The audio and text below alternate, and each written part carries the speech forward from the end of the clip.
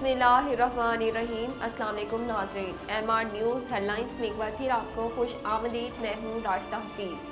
وزیر اعظم عمران خان کے خلاف تحریک عدم اعتماد کی کامیابی یا ناکامی پر سٹہ بھی شروع ہو گیا۔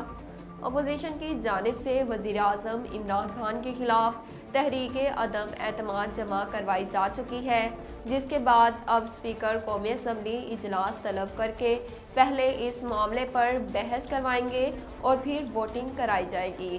اگر اپوزیشن نے وزیر اعظم کے خلاف 172 یا زائد ووٹ حاصل کر لیے تو پھر وزیر اعظم عمران خان کو عہدے سے مستعفی ہونا پڑے گا۔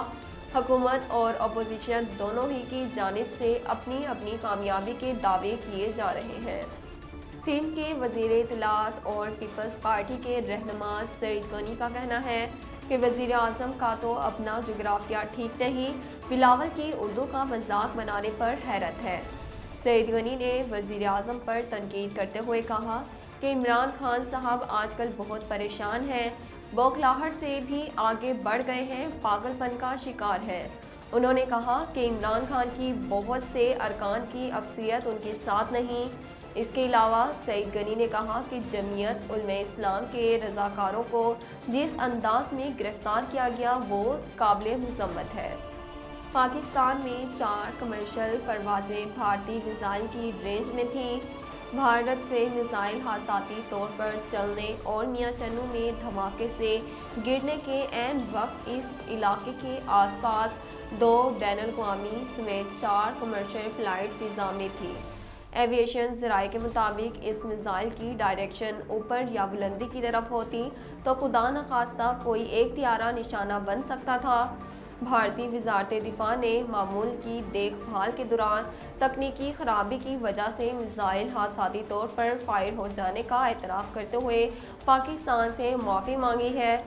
پاک فوج کے ترجمان میجر جنرل بابر افتخار نے ہنگامی پریس کانفرنس کی تھی اور بتایا تھا کہ 9 مارچ کو 6:33 پر بھارتی حدود سے ایک سپر سونک پروجیکٹ نے پاکستان کی فضائی حدود کی خلاف ورزی کی۔ پاکستان پیپلز پارٹی کے چیئرمین بلاول بھٹو زرداری کا کہنا ہے کہ عمران خان کی گالی گلوچ پر مبنی زبان اس بات کا سب سے بڑا ثبوت ہے کہ وہ جانتے ہیں کہ وہ ہار رہے ہیں۔ ٹویٹر پر جاری بیان میں بلاول بھٹو نے کہا کہ کیا آپ نے کبھی کسی جیتنے والے کپتان کو اپنے حریفوں کو گالیاں دیتے سنا؟ نہیں نا، کیونکہ ایسا ہارنے والے کرتے ہیں۔ اپوزیشن رہنماؤں نے اجلاس میں تجویز دی ہے اگر حکمران جماعت عدم اعتماد کے روز 10,000 کارکن لائے تو ہم 1 لاکھ لائیں گے۔ زرداری ہاؤس اسلام آباد میں اپوزیشن جماعتوں کی قانونی ٹیم نے بڑی بیٹھک لگائی۔ اجلاس کی صدارت سابق صدر آصف علی زرداری نے کی، جس میں chairman Peoples Party Bilawal Bhutto Zardari نے خصوصی شرکت کی۔